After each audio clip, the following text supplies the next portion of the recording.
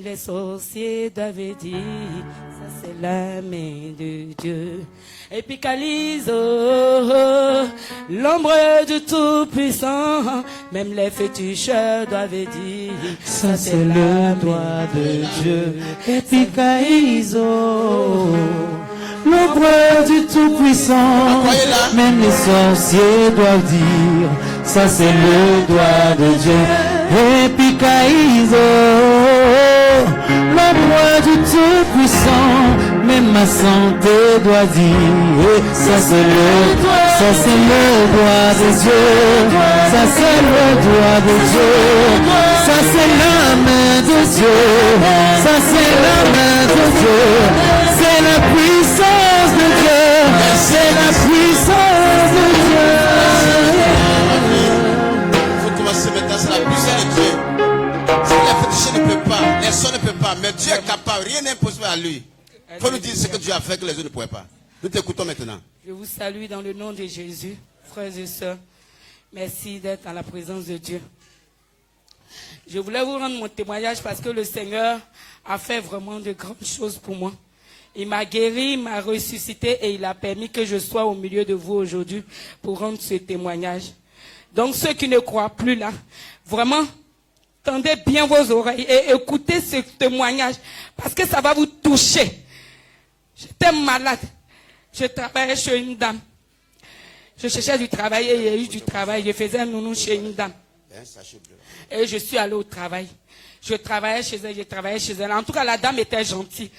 Moi aussi, par ma manière de faire, un matin, elle s'est levée. Bon, je descends chaque samedi. Et quand je descends, c'est pour que dimanche, j'aille à l'église. J'étais à l'église Vase d'Honneur. Donc, c'est là-bas. Je partais et chaque samedi, je devrais descendre et dimanche, je partais à l'église. Donc, j'étais avec la dame. Je me rappelle bien le 20, un samedi 20. Elle m'a dit, ah Estelle, tu descends? J'ai dit, oui madame. Elle dit, viens, je suis venue. Elle dit, regarde ce pagne-là, j'ai cousu une robe. Mais ce pagne-là, la robe-là, je l'ai portée une seule fois et je ne l'ai plus portée. Tellement tu es gentille là, prends cette robe-là et va.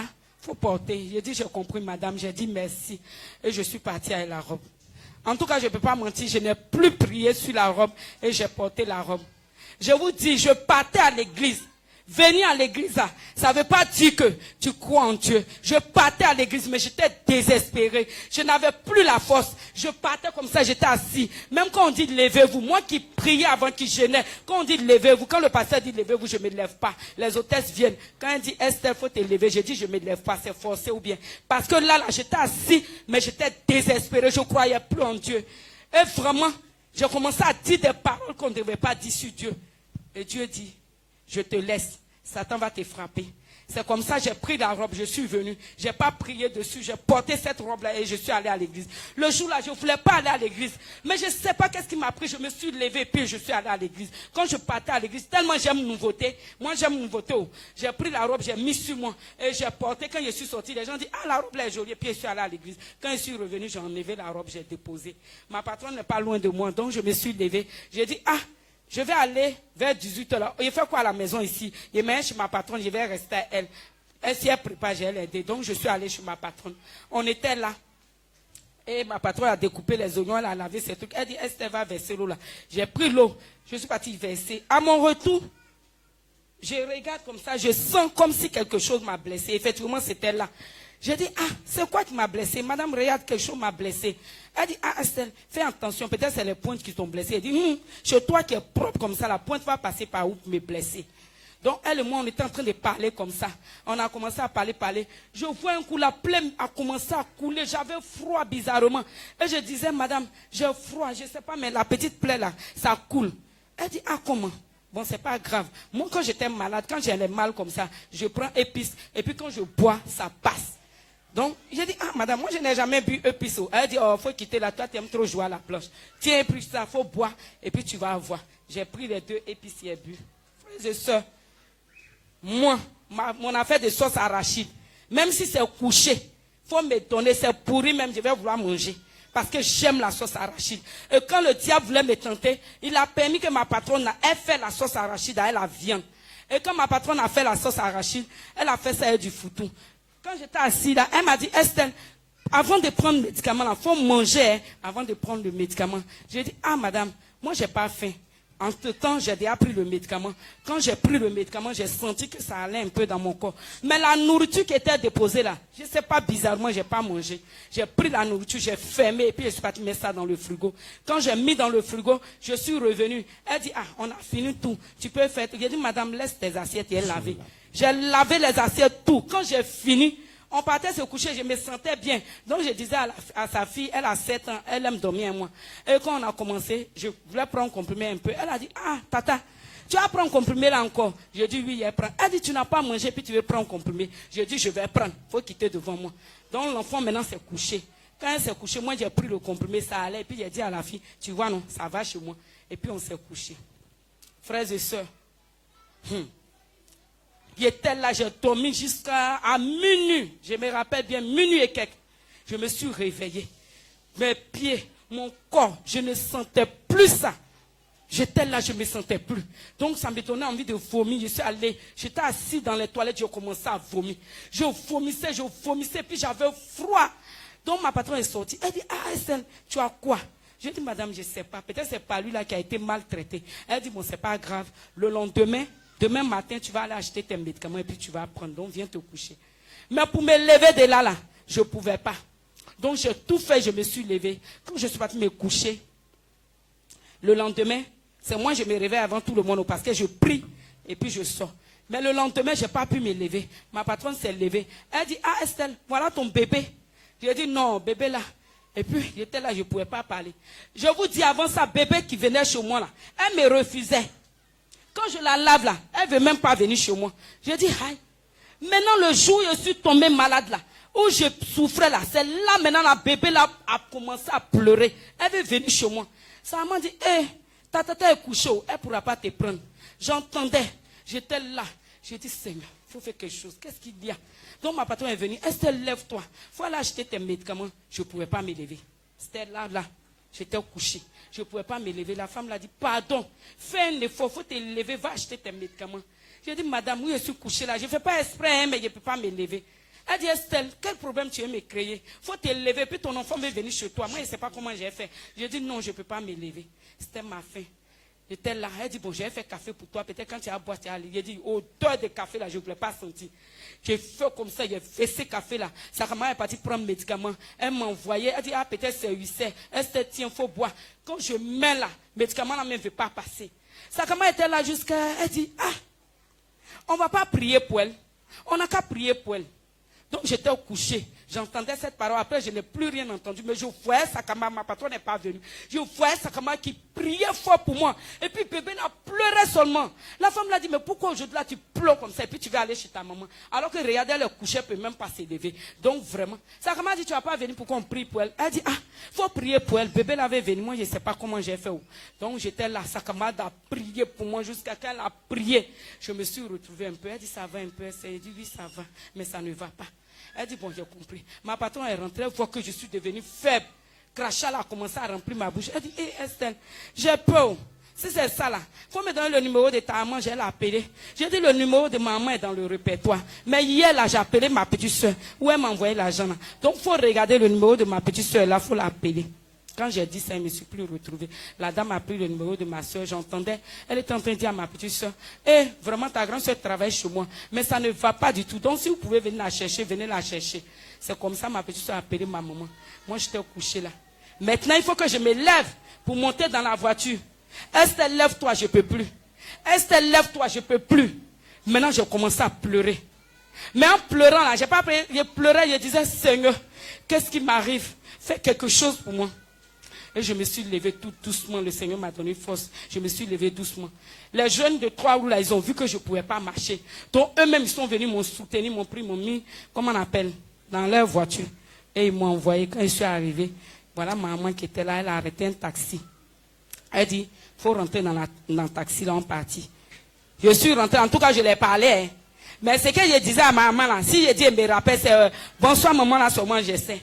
Donc le reste, là, c'était charabin. Moi-même, je ne savais même plus ce qu'il disait jusqu'à je suis arrivé à Bobo. Quand je suis arrivé, ma maman est rentrée dedans. Elle dit, viens te coucher. J'ai dit, non, il me coucher au salon. Dans le salon, là, elle était là-bas. Son cœur n'était pas tranquille. Elle est venue me regarder. Elle dit, quand elle est venue me regarder, de toute façon, je faisais là.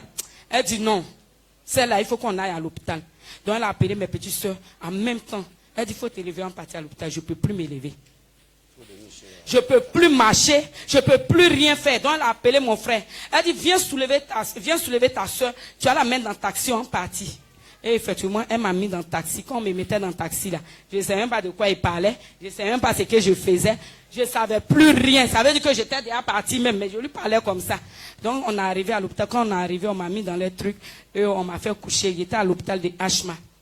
On est arrivé. Sur place, là, quand on est arrivé, hôpital.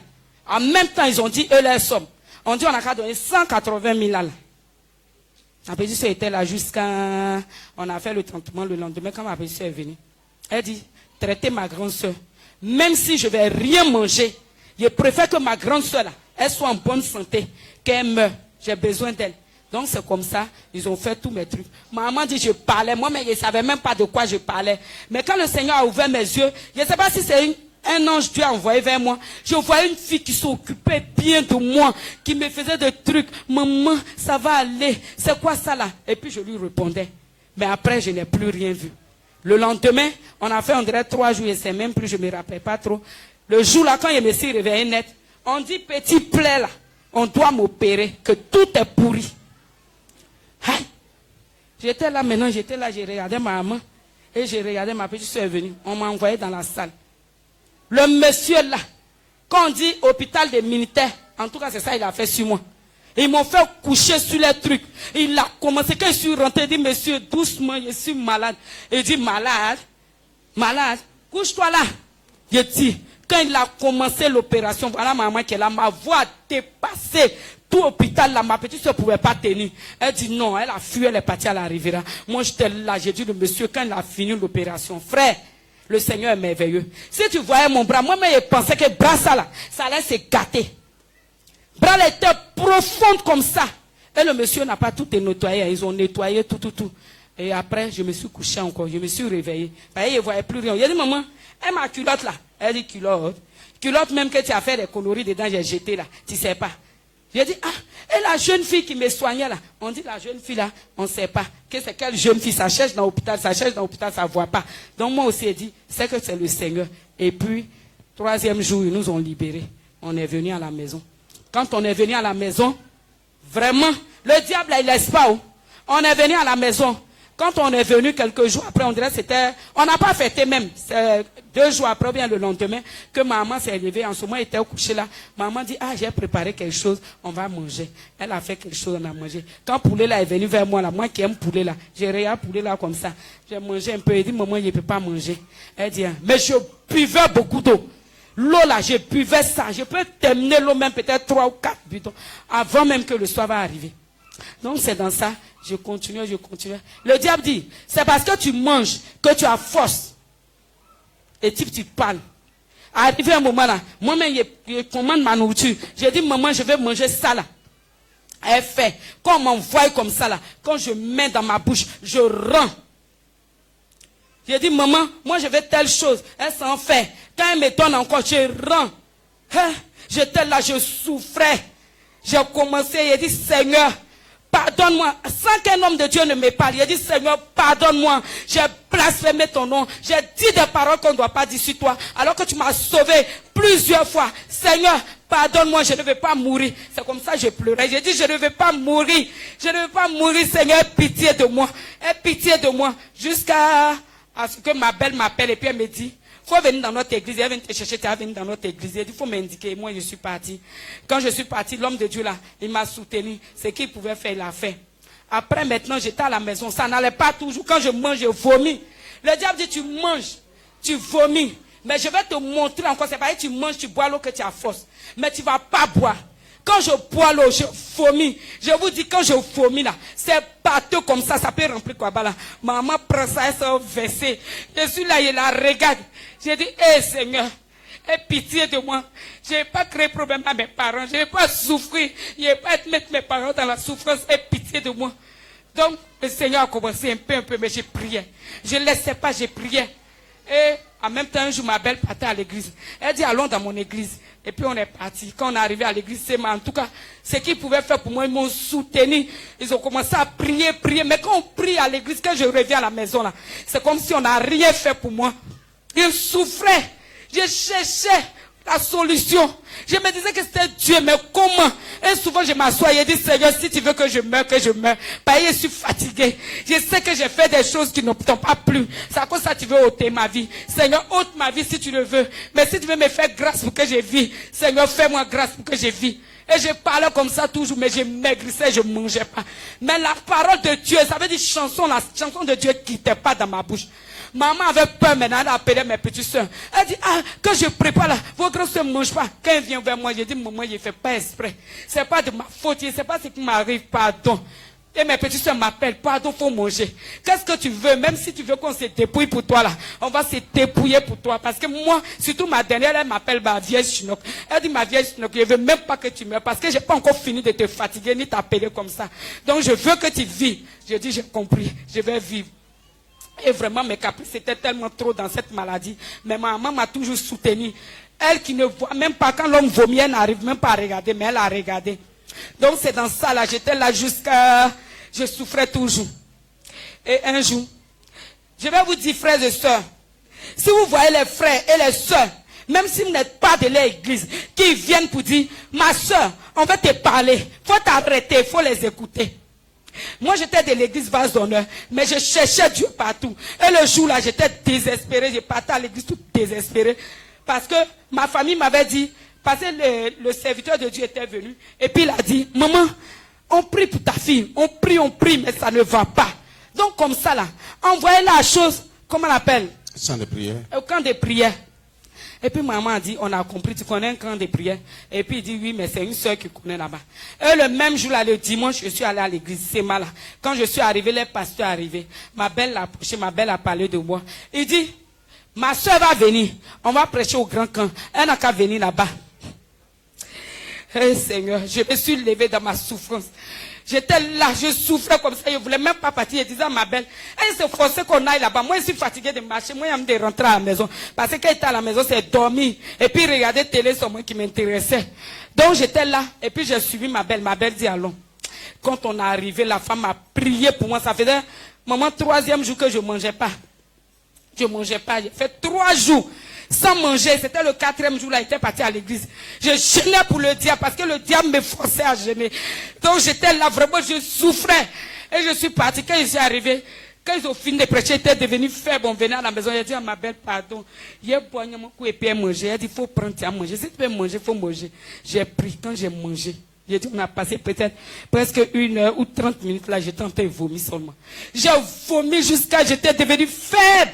Faible même. Donc je disais à ma belle, envoie-moi chez ma maman. Ces paroles qui sont sorties de ma bouche, je vais aller chez ma maman. Donc ma belle m'a dit, on va arrêter un taxi. Et puis on partit. Quand on a arrêté le taxi, on est arrivé. En tout cas, j'ai vu ma maman, j'ai dit, voilà ce que l'église m'a donné, il faut attraper. On ne sait jamais.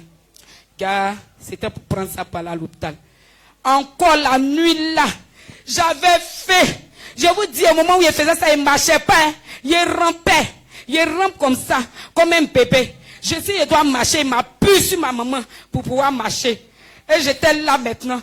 J'étais là et puis, un coup, la faim, pas possible. J'ai dit, maman, j'ai commencé à pleurer, on dirait que c'était bébé. J'ai dit, maman, je vais manger. Maman, je vais manger, je ne vais pas mourir. Maman, je vais manger, je ne vais pas mourir. Amène-moi à l'hôpital, je suis fatiguée. Je suis fatiguée, je suis fatiguée. Elle-même, elle a commencé à trembler. Elle ne sait pas si elle doit porter la Bible, si elle doit faire quoi. Elle m'a prié, elle a appelé mon frère encore, ils m'ont soulevé. On s'est retrouvés à Oufoué-Boigny. Quand je suis arrivé là-bas, c'est comme s'il n'y avait rien. Ils étaient là, ils ont mis les sérums, tout. Quand ils ont mis en moi, je me suis retrouvé un peu. J'ai dit, maman, il est faim. Elle dit, tu as faim, je vais aller payer banane. Tu as mangé, tu es sûr? J'ai dit, oui. Elle est partie prendre banane. Elle m'a envoyé. Banane, n'a pas fini. Hein. J'ai mangé un peu. Et puis, elle sentit que je voulais. J'ai caché à maman. Elle dit, tu as vomi encore? J'ai dit, non. Car je voulais vomir. Mais je ne voulais pas. Je refusais ça. Donc, j'étais là jusqu'à. Et puis, on est revenu à la maison. Quand on est revenu à la maison, on dirait que c'est 2 jours après. J'étais là un matin. Je partais à l'hôpital. À la sortie de notre petit portail, je croise des soeurs en Christ. Safiatou, la maman, et puis Saloni. Je les croise. Eric. Toute fatiguée. J'étais là. Je marchais doucement, doucement. Et puis la soeur Safiatou s'est approchée de moi. Elle m'a salué. Et puis elle m'a dit, maman, ça va? J'ai dit oui. Et puis elle m'a laissé. Et puis elle est partie vers mon frère. Donc moi, je suis resté à la maman et puis la jeune dame. Quand je suis resté à eux, je dis, maman, moi, elle m'assoit, je n'arrive pas à me lever. Elle dit, il faut t'asseoir. Je me suis assise. J'étais là. La maman a commencé à m'exhorter. Elle a commencé à parler. Et puis, elle a commencé. Donc, j'ai dit, j'ai soif, je veux boire. L'amour. Elle dit, je voulais donner 100 francs à Saloni. Saloni dit, laisse. Moi-même, je vais aller payer pour toi. Elle est partie payer. Quand elle est venue, l'Esprit de Dieu là, lui a dit en même temps que la maman là, elle est envoûtée. Et elle a dit à la maman là, quand ils m'ont demandé, j'ai dit oui. Effectivement, les hommes de Dieu m'ont dit ça. Et les mamans ont prié pour moi. Quand elles ont prié pour moi, elles sont parties. Mes parents s'apprêtaient à m'envoyer dans un camp de prière parce que je demandais, j'étais fatiguée tellement, je me disais que la solution là, c'était dans un camp de prière. Donc ma petite soeur est venue un jour, quand on allait à l'hôpital, quand on est revenu, en ce moment, je vais vous dire, frère, plaie qui est là. Quand tu es parti à l'hôpital, d'abord quand j'étais dans l'église, l'hôpital, l'autre côté, je disais, c'est mon bras. Et puis je pleurais. Et puis la soeur a soulevé mon bras. Elle dit, maman, aïe, toi aussi tu pleures. Il y a d'autres même qui sont assis là, ça fait 1 an, ça fait 6 mois.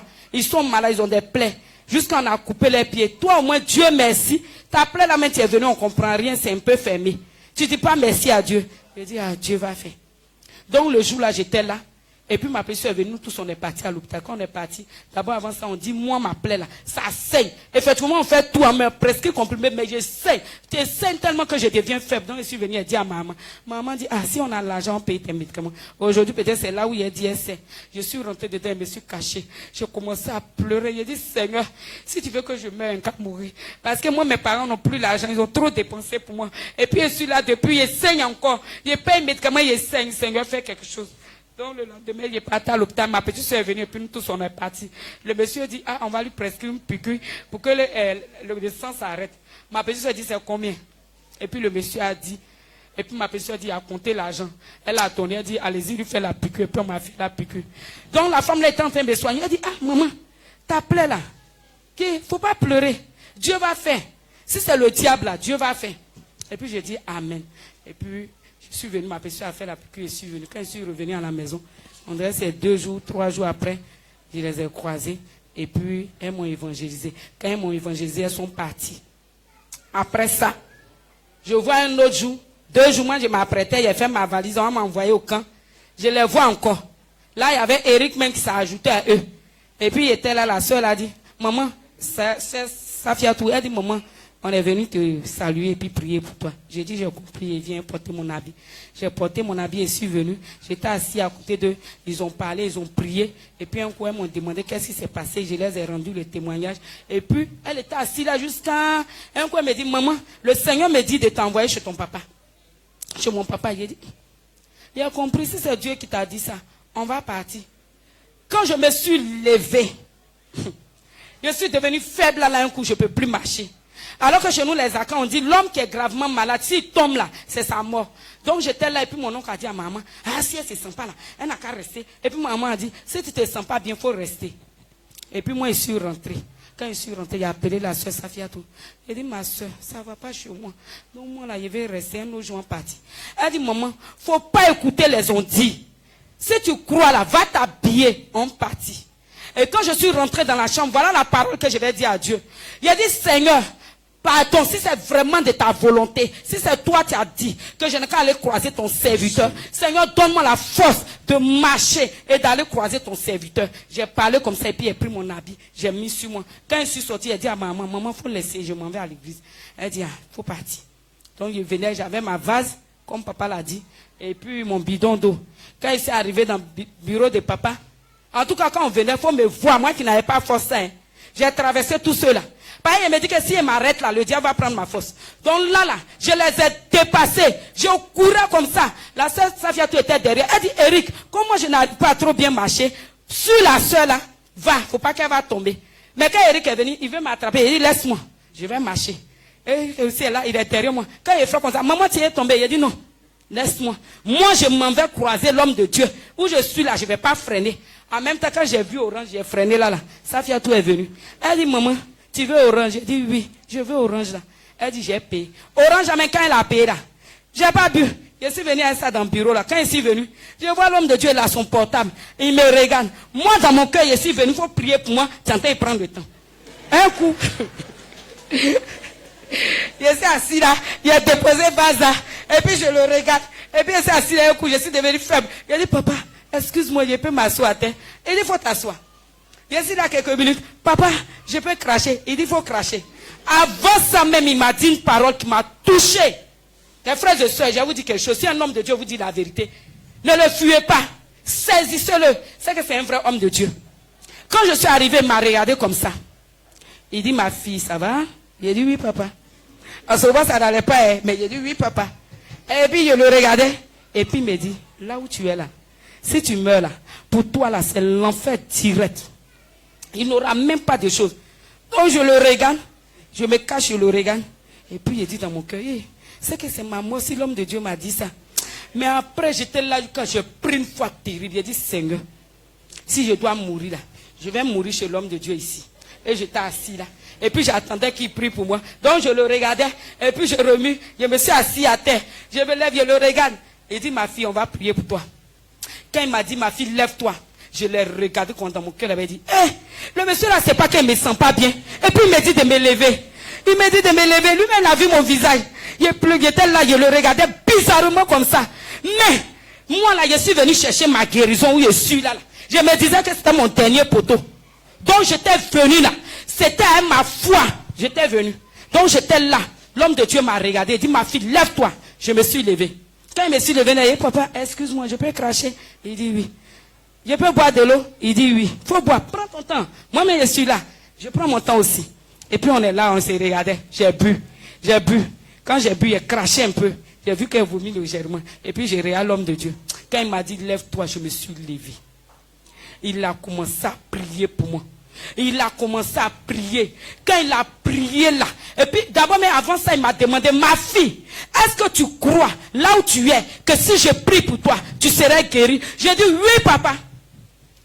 Il a répété encore, est-ce que là où tu es, tu crois que si je prie pour toi, tu serais guéri? J'ai dit, oui, papa, je crois, et je sais que si tu pries pour moi, je serai guéri. Et mon papa s'est levé. Il a commencé à prier pour moi. Il dit, ma fille, lève-toi. Je me suis levé. Je balançais même quand je me levais, les sœurs étaient derrière moi.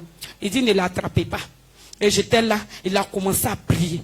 Un coup, il y a une force terrible qui est rentrée en moi. En même temps, me voilà, je suis positionné. Je ne comprenais rien. J'étais arrêté.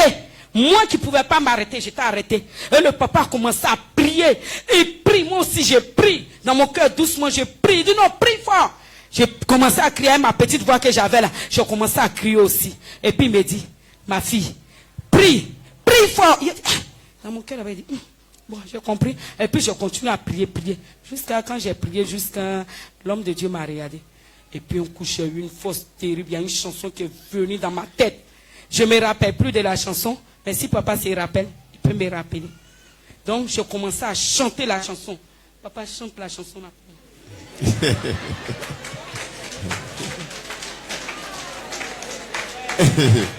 Il n'y a que toi, ô Seigneur, il n'y a que toi. Il n'y a que toi, Seigneur, il n'y a que toi. Je commençais à chanter la chanson là. Mais voilà maintenant au milieu de l'homme qui ne pouvait pas s'élever. Je suis là, je balance comme ça. Je balance comme ça. Je balance comme ça. Il a dit de 10 heures. On a fini à 16 heures. Mon dernier. Voilà Dieu. Oui, 16 heures. Tu as opéré le miracle. Il était là. Seigneur. Seigneur. Je sais qu'il a fait de grandes choses pour moi. Mais ça là. Il m'a ressuscité de la mort. Après ça, parce que j'étais morte. Et il m'a ressuscité. Après la prière, qu'est-ce qui s'est passé? Et là maintenant me voilà. Papa me dit. Quand il a fini de prier pour moi, je suis assise, moi qui ne pouvais pas manger. Il me dit, ma fille, je vais payer. Est-ce que tu as mangé matin? Il dit, non, papa. Il dit, je vais payer pour toi. D'abord de l'eau. Tu vas boire de l'eau. J'ai dit, moi là où il était assis, là. Malgré que j'ai saisi la foi et puis Dieu m'a guéri, là. Il y avait un peu de doute. J'étais là, j'ai dit, je vais boire, j'ai vomi. j'ai mangé, j'ai vomi. Donc lui, maintenant, Dieu l'a révélé ça. Il dit, tu penses que si tu manges, tu vas vomir. Tu penses que si tu bois, tu vas vomir. Mais quand tu vas manger, là, ça va rester dans ton ventre. Je dis, papa. Alors maintenant, rapidement, oui. Donc j'étais là. Et puis maintenant, l'homme de Dieu, le voilà. Il a commencé, il est parti payer Niam, là, j'ai mangé. Il dit, on va faire concours. On va voir qui va finir son assiette. Donc j'étais là, me voilà, je mange maintenant, pia, rapidement. Je vois un coup, l'homme de Dieu a terminé pour lui. Je dis, j'ai terminé derrière là. J'ai terminé. Et puis maintenant, il le regarde. Je suis là jusqu'à, je vois que je ne vomis pas. J'ai dit, ah, Seigneur. Donc j'étais là jusqu'à, après quand il a fini tout, il dit, Safiatou n'a qu'à aller m'accompagner. Quand Safiatou est venu m'accompagner, elle dit, maman, si tu veux, je vais t'accompagner jusqu'à la maison. Je dis, laisse, je peux aller seul. Et vraiment, j'ai arrêté mon taxi. Je suis allé seul à la maison chez moi. Quand je suis arrivé, ma maman dit, elle m'a vu de loin, dit, hein? Celle qui ne pouvait pas marcher là, celle qui marche, qui vient seule comme ça là, vraiment, c'est que là où elle est partie, Dieu est là-bas.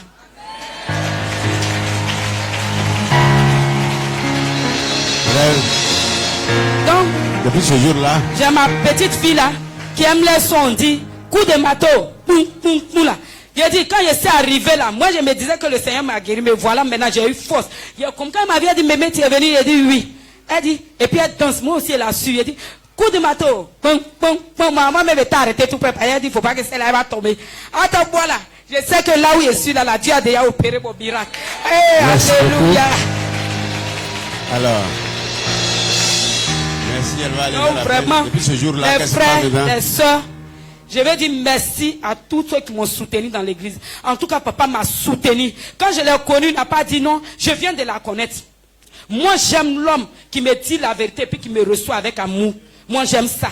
Donc, en tout cas, il faut que je dise, quand je suis arrivé à la maison, ma petite soeur, je l'ai appelée. Elle dit, ah, Mamta, où tu es parti? Et puis Dieu t'a guéri là. En tout cas, il faut rester là-bas. Jusqu'à même mon oncle même qui ne connaissait pas Dieu là, qui ne va pas à l'église là, il m'a dit la même parole. Moi-même, il avait déjà dit à Dieu, où je vais, si je guéris là-bas, je reste là-bas. Bon, maintenant, la plaie, le vomissement, qu'est-ce que c'est pas? Et la plaie, le vomissement, tout ça, ça a arrêté. C'est fini de s'arrêter. Vomissement là, ça a arrêté. Depuis ce jour-là. Pour toujours. Amen. Il est parti chez Satan là-bas pour toujours. Alléluia. Alléluia. Maintenant, tu dis quoi aux autres maintenant? Moi, je vais dire aux autres. Bref. Croyez en Jésus.